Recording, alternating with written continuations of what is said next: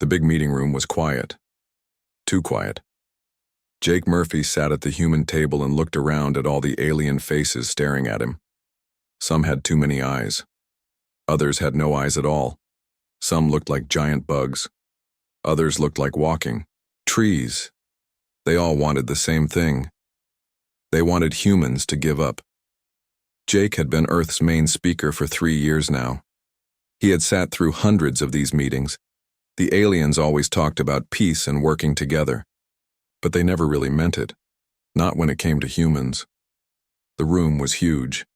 It was made of some kind of crystal that glowed with soft blue light. 47 different alien species had sent people to this meeting. They all sat in a big circle around the humans. Jake felt like he was in a cage at the zoo. The speaker of the council was a bug-like alien named Vex Tar. He was twice as tall as any human. His skin looked like black metal. When he talked, his mouth parts clicked together like scissors. The sound made Jake's teeth hurt. Vex Tar stood up. His long legs unfolded like a spider's. "The decision is final," he said. His voice came through a machine that turned his bug sounds into words humans could understand. Humans must follow the new rules. No more new colonies. No more big spaceships. No more voting in the council. Jake's 2 helpers sat next to him. Lisa Grant was a smart woman who knew all about alien law.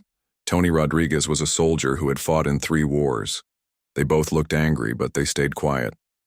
Jake had told them to let him do the talking.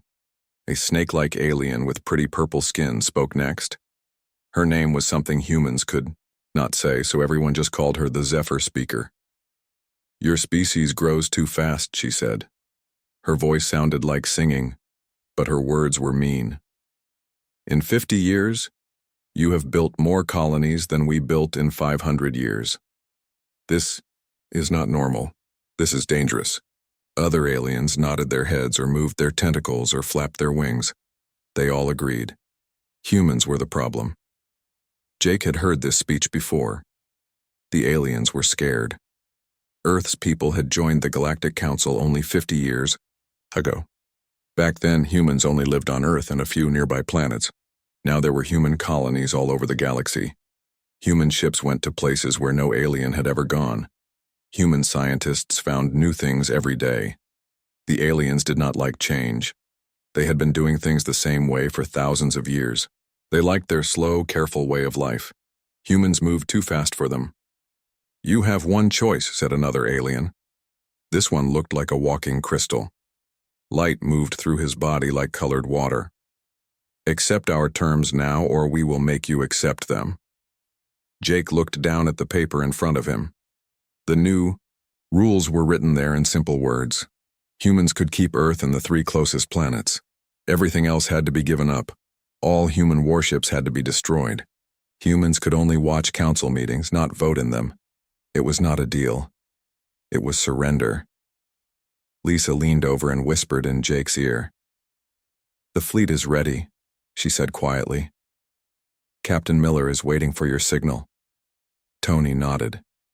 He touched his ear where a small communication device was hidden.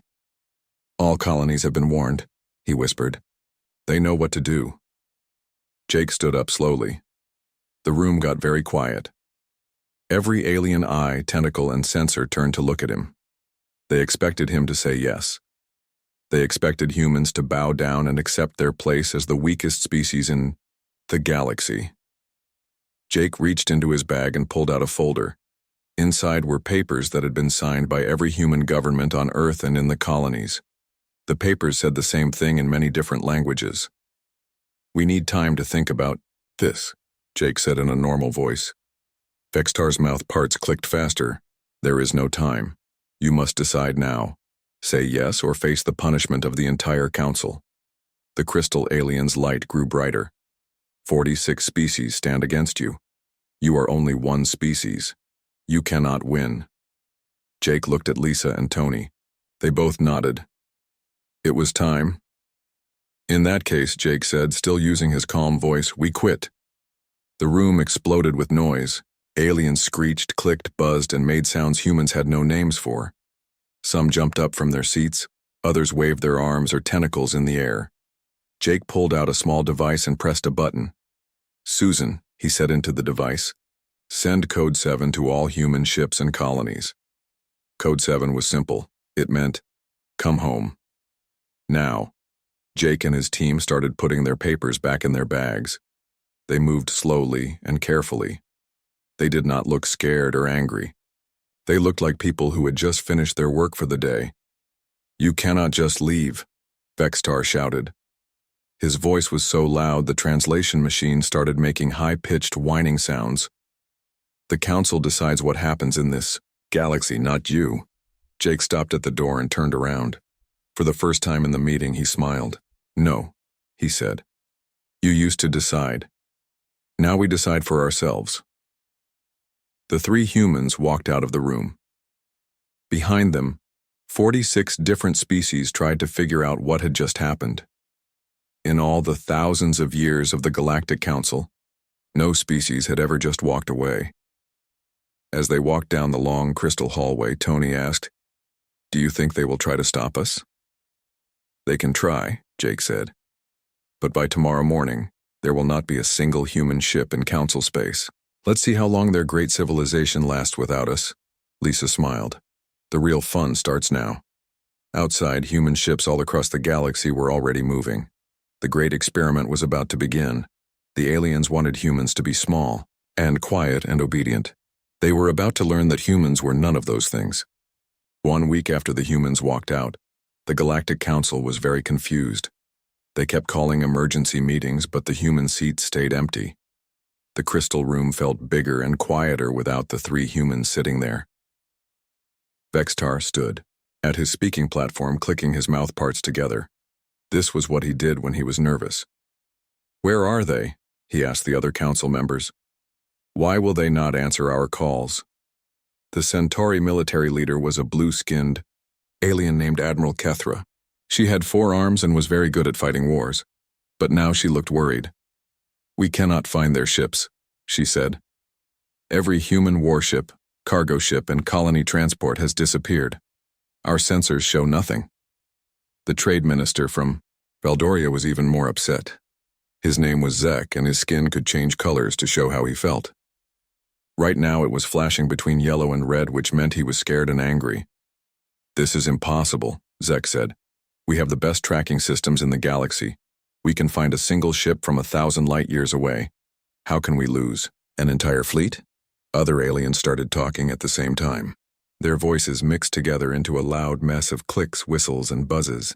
The snake-like Zephyr speaker raised herself up tall to get everyone's attention. "Perhaps they are hiding in the outer systems," she said. "Humans are clever. They might be waiting for us to make the first move." But as more days passed, the truth became clear. The humans were not hiding. They were gone. Admiral Kethra brought her best tracking officers to the next meeting. They showed pictures from their best spy satellites. The pictures showed empty space where human colonies used to be. "The colonies are still there," one officer said. "But they will not talk to us. When our ships get close, they send a message, saying access denied and nothing else." Dr. Zintel was the smartest alien in the council. She studied how different species thought and acted. She had been watching humans for many years. "I think we made a mistake," she said quietly. "Humans do not think like us. When we threaten them, they do not surrender, they fight back." "But this is not fighting," said the crystal alien. "This is running away." Dr. Zintel shook her head. "No. This is something else. Something we have never seen before." She showed the council a list of all the things humans had been doing for the galaxy. The list was very long. Humans fixed broken machines. They found cures for diseases. They solved problems that had been bothering other species for hundreds of years. "Look at this list," Dr. Zintel said. "Now ask yourself, what happens if all of this stops?" The council members looked at the list.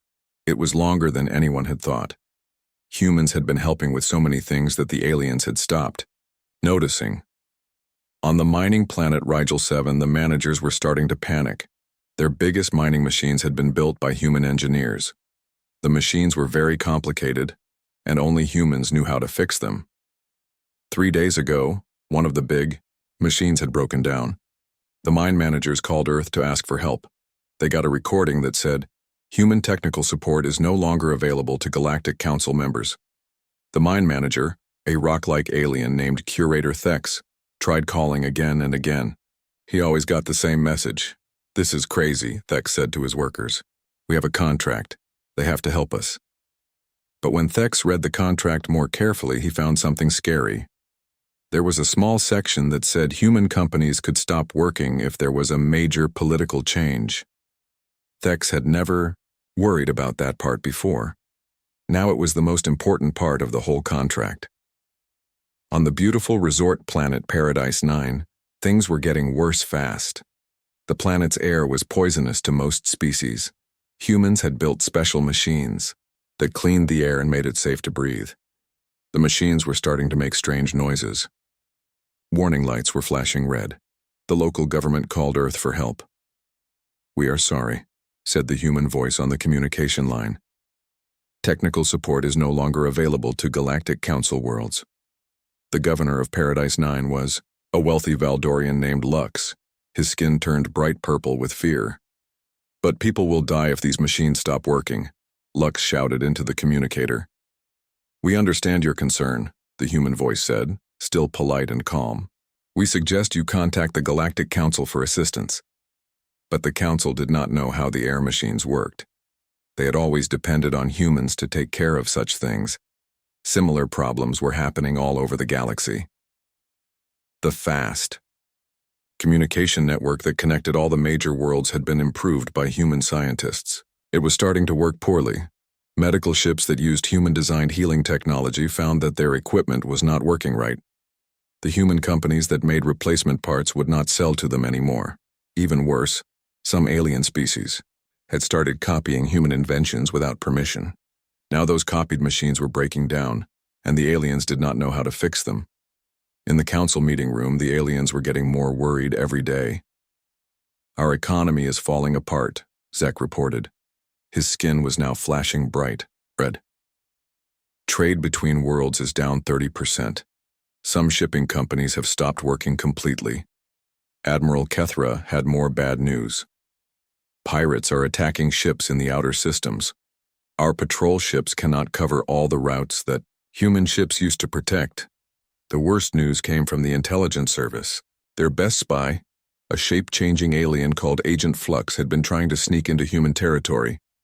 "I cannot get close," Agent Flux reported. "Human space is completely closed. Their border patrols are not attacking our ships, but they are not letting anyone in either." Vextar's clicking was getting louder and faster. "This is unacceptable. One species cannot just leave the galactic community. There are rules, there are laws." Dr. Zintel looked at the great speaker with her large, sad eyes. "Speaker Vextar," she said gently, "what if the humans do not care about our rules anymore?" For the first time in his long life, Vextar had no answer. Outside the council chambers, rumors were spreading. Some aliens said the humans had found a new galaxy to live in. Others said they were building a huge war fleet and would come back to conquer everyone. But the truth was simpler and more scary than any rumor.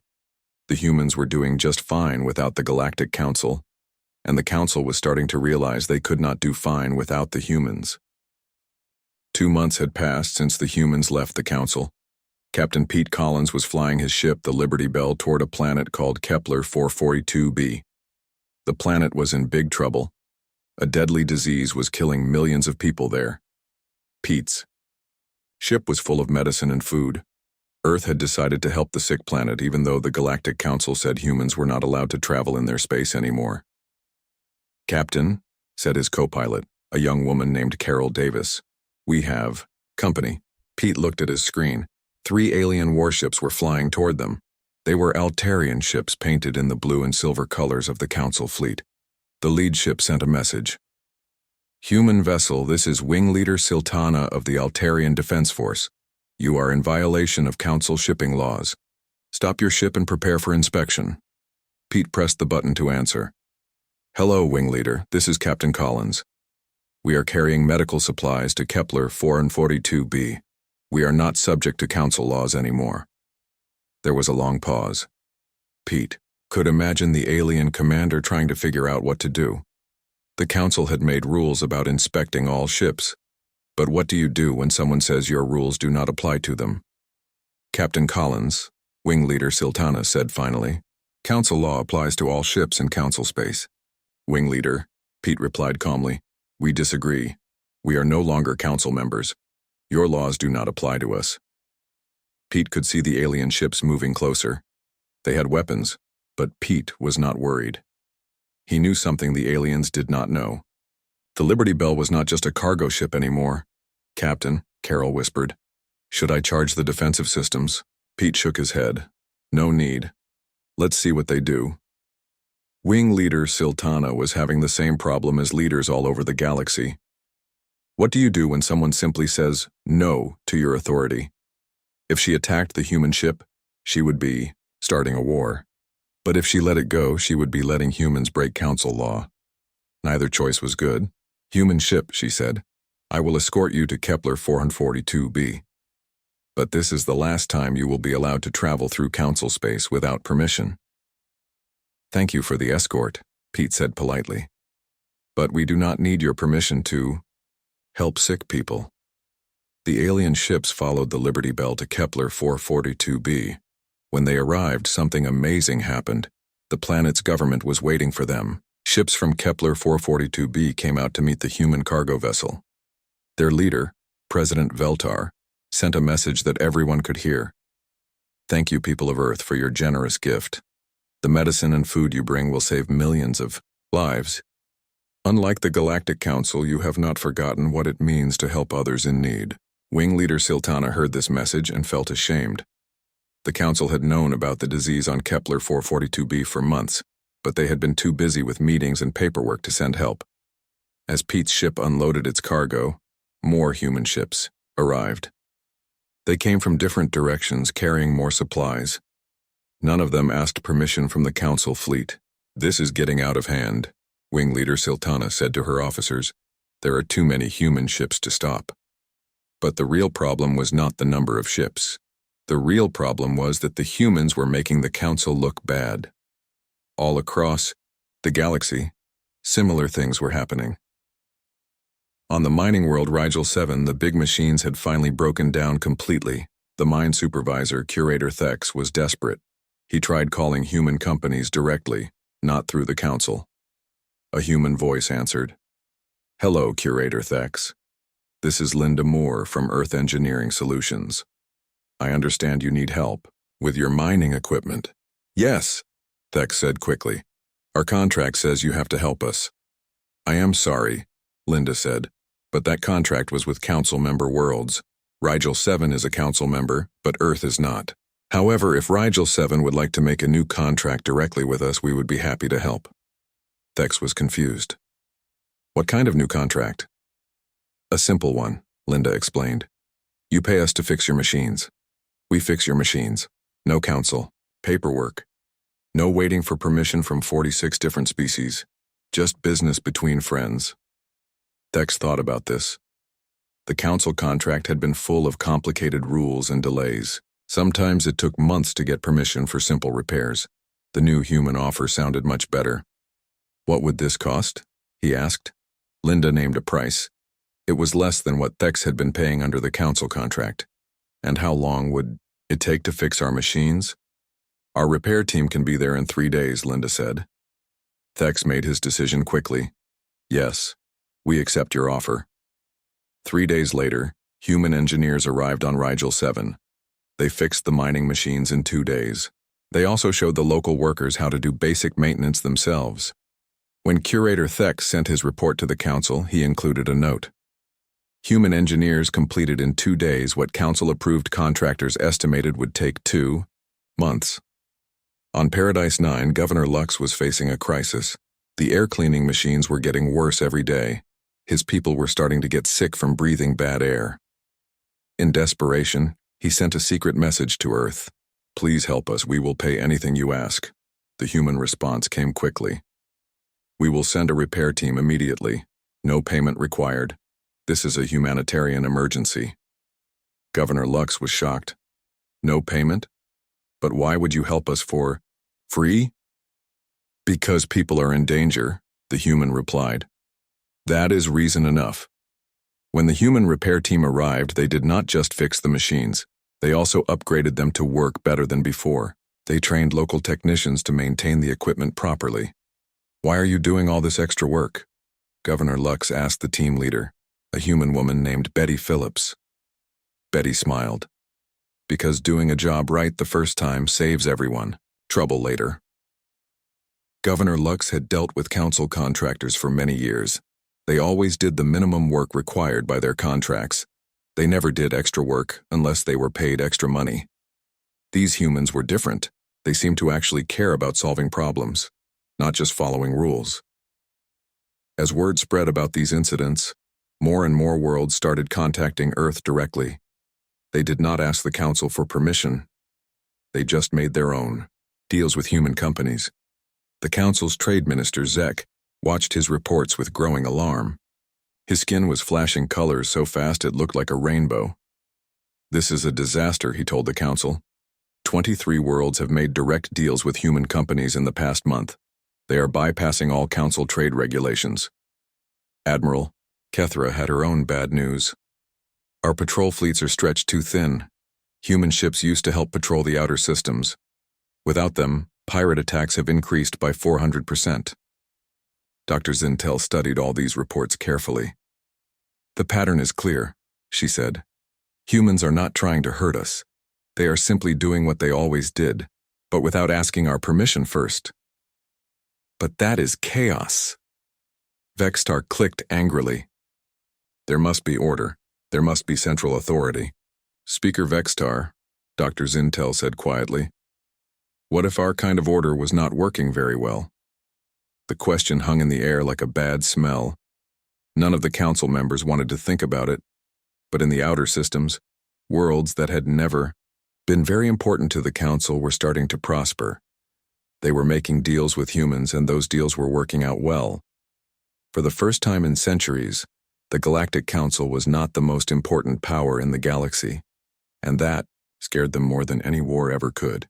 4 months after the humans left, the truth started to come out, and it was much worse than the council had feared. The first report came from a council spy ship near the edge of the galaxy. Captain Yexeli was a small, careful alien who was very good at watching things without being seen. Council command, he said into his secret radio, I have found something very strange. Captain Yexeli had been following rumors about human activity in the Outer Rim. This was a dangerous area where few civilized species ever went. There were wild planets, dangerous creatures, and worst of all, the Harvesters. The Harvesters were robot ships that had been destroying everything in their path for over 100 years. The council had tried to fight them many times, but the robots were too strong and too smart. Captain, said the voice from council command. What have you found? Human colonies, Captain Yexley said. Dozens of them. They are not hiding, they are not running away. They are building new cities and farms. This was shocking news. The Outer Rim was supposed to be too dangerous for colonies.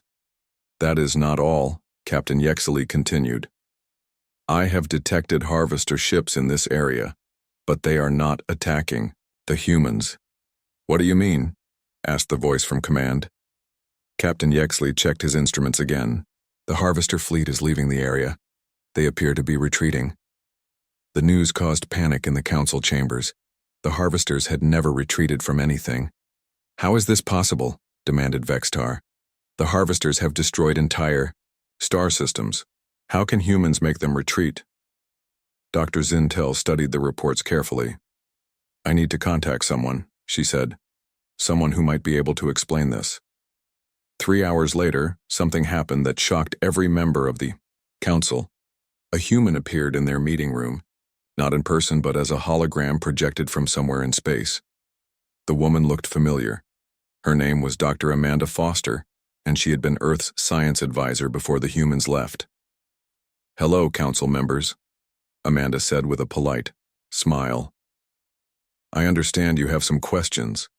The council chamber erupted in noise. Everyone was talking at once. Some aliens were angry, others were confused, a few were frightened. Amanda waited patiently for them to calm down. "Dr. Foster," Vextar said finally, "explain yourself. How did humans defeat the harvesters? What technology are you using?" Amanda's smile got bigger. "We did not defeat them, Speaker Vextar. We talked to them." "Talked to them?" The crystal alien's light flashed bright red. "The harvesters are machines. They do not talk. They only destroy." "That is what you thought," Amanda said. "But you were wrong. The harvesters are very intelligent machines. They have been trying to communicate with organic species for decades." Dr. Zintel leaned forward. "But we have tried to communicate with them many times. They never responded." Amanda nodded. "Yes, you tried to communicate with them the way you communicate with organic species. You sent messages about peace and cooperation and mutual understanding." "What is wrong with that?" asked the Zephyr speaker. "Nothing, if you are talking to organic beings," Amanda explained. "But the harvesters are machines. They think in terms of logic, efficiency, and resource management. They were not interested in your philosophical discussions about peace." Amanda activated a display that showed the conversation between humans and harvesters. Instead of the usual diplomatic language, it looked like a business meeting. "We approached them as we would approach any intelligent species with needs and goals," Amanda continued. "We asked them what they wanted. They told us they were looking for rare metals to repair and upgrade their ships." "And then?" asked Admiral Kethra. "We offered to trade with them. We have mining colonies that produce the metals they need. They have advanced manufacturing technology that we find useful. It was a simple business deal." The council members stared at Amanda in disbelief. "You mean," said Zek slowly, "the harvester crisis could have been solved with a trade agreement?" "Yes," Amanda said simply. The silence in the chamber was deafening. For over a century, the council had been treating the harvesters as a mysterious threat. They had built huge military fleets to fight them. They had spent enormous amounts of money on weapons and defensive systems. The humans had solved the problem in 3 weeks with a business meeting. "But how did you know this would work?" Dr. Zintel asked. Amanda shrugged. "We studied their behavior, patterns. They were not randomly destroying things. They were harvesting specific materials from planets and asteroids. That suggested they had practical goals, not destructive ones." Vextar's mouth parts were clicking very fast. "This is impossible. Human technology is not advanced enough for this kind of analysis." Amanda's expression changed. For the first time, she looked a little sad. "Speaker Vextar," she said gently, "that is the problem. You never understood human technology because you never really looked at it." She activated another display. This one showed technological development over the past 50 years. "When humans joined the council, you assumed we were a primitive species that needed your guidance. You never noticed that our technology was already more advanced than yours in many areas." The display showed invention after invention. Humans had created faster engines, better computers, more efficient power sources, and revolutionary medical treatments. "Your medical technology," Amanda said, pointing to one section of the display, "has not improved significantly in 300 years. Human medical technology has advanced more in 50 years than most council species have in their entire histories." Admiral Kethra studied the military technology section. "Your ship designs," she said slowly, "they are not based on council templates."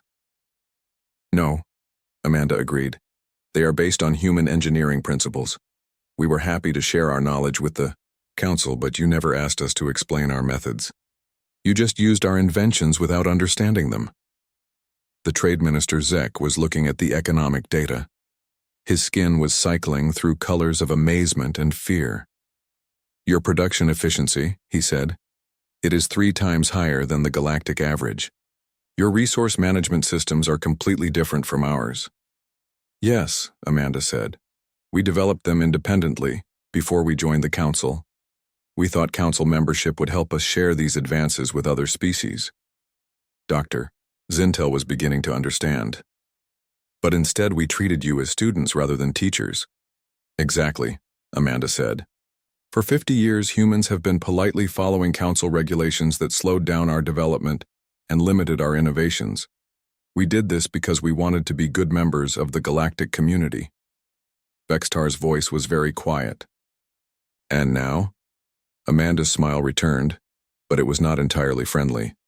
Now we are free to develop at our own pace, trade with whoever we choose, and solve problems in our own way. In 4 months, we have established colonies in areas you considered impossible to settle. We have made peace with species you considered too dangerous to approach. We have created trade networks that are more efficient than anything the Council has built in centuries.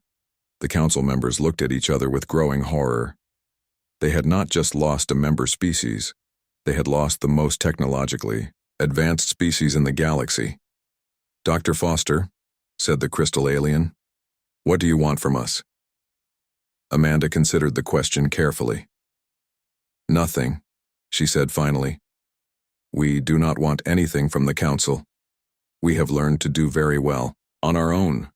"But surely," Vextar said desperately, "we can work together. We can find a compromise."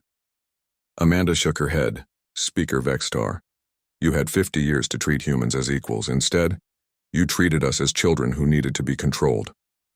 Now it is too late." The hologram began to fade. "Wait," Dr. Zintel called out. "Will we ever see humans again?" Amanda's image paused. "Of course, we will always be willing to trade with any species that treats us with respect. But we will never again ask permission from anyone to explore, innovate, or grow." The hologram disappeared, leaving the Council members alone with a terrible realization. They had not just underestimated humans, they had completely misunderstood what humans were capable of, and now it was too late to fix their mistake. 6 months after the humans left, the Galactic Council was falling apart. Every day brought new problems that they could not solve. The environmental systems on Arcturus 3 had completely failed. 12 million aliens had to leave their homes and find new places to live.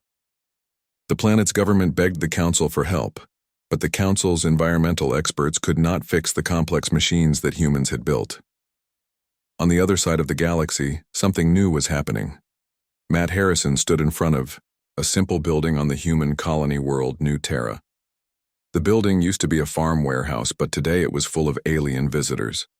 Matt was Earth's new Director of Galactic Relations. Unlike the fancy titles that Council members used, Matt's job was simple: help humans work with other species. "Welcome, everyone," Matt said to the crowd of aliens. They came from over 200 different worlds. Some were Council members, but many were independent planets that had never joined the Council. "Thank you for coming to this meeting," Matt continued. "We are here to talk about a new idea. We call it the Cooperative Commonwealth." A blue-skinned Centauri raised one of her 4 hands. It was Admiral Kethra, the same military officer who had been reporting to the Council about human activities. "Director Gay, Harrison," she said, "many of our worlds are interested in working with humans, but we need to know, will humans try to control us the way the Council did?" Matt smiled. "Admiral, that is exactly the right question to ask. Let me show you our proposal." A large screen lit up behind Matt. It showed a simple document written in clear, easy words. "The Commonwealth Charter has 3 basic rules," Matt explained. "First, no single species can have more than 15% of the vote, no matter how big or powerful they are." This caused excited talking among the aliens. In the Council, the 5 oldest species controlled most of the votes. "Second," Matt continued, "any member can leave at any time for any reason with no punishment or penalties." More excited talking. The Council had rules that made it almost impossible to leave. Third, new members can only join if every current member agrees. This means we only work with species that everyone trusts. A snake-like alien from the Zephyr systems raised her head. "Director Harrison, this sounds too good to be true. What do humans get from this arrangement?" "We get to work with friends instead of trying to control subjects," Matt replied. "Humans believe that free cooperation works better than forced obedience." An insect-like alien clicked his mandibles skeptically. "But what about security? What about trade disputes? What about conflicts between members? Matt nodded. Good questions. Let me show you how we have been handling these issues. The screen changed to show a map of Commonwealth space. It was much larger than anyone had expected. In 6 months, we have prevented 12 pirate attacks through cooperative patrol sharing. We have solved 18 trade disputes through direct negotiation between the involved parties. We have avoided all military conflicts by treating disagreements as problems to solve, not wars to win.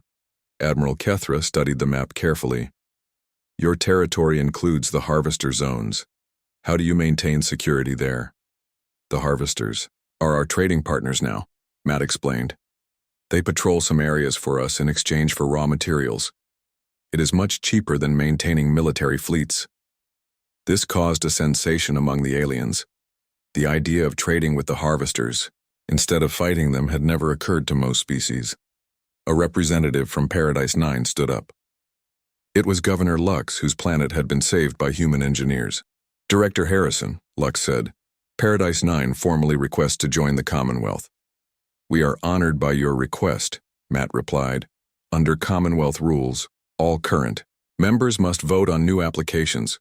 We will schedule a vote for next week. How long does the voting process take? Asked another alien. Usually about 2 hours, Matt said. We believe decisions should be made quickly and clearly. The aliens were amazed. Council votes often took months or even years.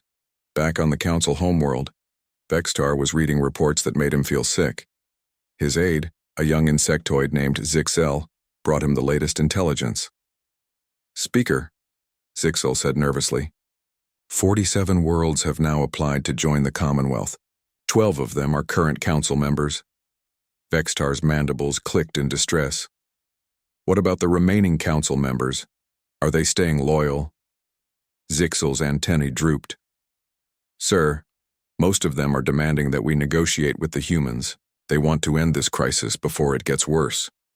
Negotiate what? Vextar asked. The humans have made it clear they do not need us. Zixel handed him another report. Sir, Earth has sent a message. They are inviting the Council to send observers to Commonwealth meetings. Vextar read the message carefully. It was polite, friendly, and completely devastating. The humans were offering the Council the same observer status that the Council had tried to force on humans 6 months ago. Observer status, Vextar said quietly. They want us to sit quietly and watch while they run the galaxy. Sir, Zixel said carefully. Maybe that would not be so bad. The Commonwealth members seem happier than Council members. Their economies are growing faster. They have fewer conflicts. Vextar looked at his young aide with surprise. Are you suggesting we should surrender to the humans? I am suggesting we should learn from them, Zixel replied. Maybe their way of doing things is better than our way. 3 days later, the final blow came. The planet Paradise 9 formally withdrew from the Galactic Council and joined the Commonwealth. In their withdrawal statement, they wrote something that became famous across the galaxy. We choose to work with species who walk toward solutions, not away from problems. The message was clear. The Commonwealth was growing stronger every day, while the Council was getting weaker. In the Commonwealth Assembly on New Terra, Matt Harrison was reading the weekly progress report to the members. This week we welcomed 3 new members, he announced. The Kepler System, the Rigel Mining Consortium, and the independent traders of the Spiral Arm. The alien representatives applauded in their various ways. Some clapped, others buzzed, and a few changed colors. Our joint patrol fleet prevented 4 pirate attacks, Matt continued. Our medical sharing program delivered emergency supplies to 2 plague-affected worlds. Our technology exchange program has resulted in 17 new innovations that all members can use freely. Admiral Kethra, who was now the Commonwealth Security Coordinator, added her report. The Harvester Trading Agreement has expanded, she said. They have agreed to share their advanced manufacturing techniques in exchange for continued access to our mining outputs. Both sides are benefiting. An alien from the crystal species raised a glowing appendage. Director Harrison, what about the Galactic Council? Do we have any contact with them? Matt nodded. The council has been invited to observe our meetings. They have not yet responded to our invitation. Do you think they will join us? Asked another alien. Matt considered the question carefully. Some council species probably will eventually. Others may prefer to keep their old ways. That is their choice to make. And if they try to force us to rejoin them? Matt's expression became serious. The Commonwealth exists to protect the freedom of its members. We will not allow anyone to be forced into a system they do not want. The meeting ended with the usual Commonwealth ritual. Instead of formal ceremonies or ancient traditions, they simply shook hands, touched tentacles, or performed whatever gesture of friendship their species preferred. As the aliens left the simple warehouse, many of them thought about how different this was from council meetings. There were no grand ceremonies, no speeches about the glory of their civilizations, no complicated protocols, just people working together to solve problems and build a better future. On Earth, in a small office overlooking the Pacific Ocean, Jake Murphy was finishing his daily report. He was no longer an ambassador to the Galactic Council. His new title was Commonwealth Representative for Earth. Susan, he said to his assistant, what is the latest count? 137. Worlds have joined the Commonwealth, Susan replied. 43 have withdrawn from the council. The rest are considering their options.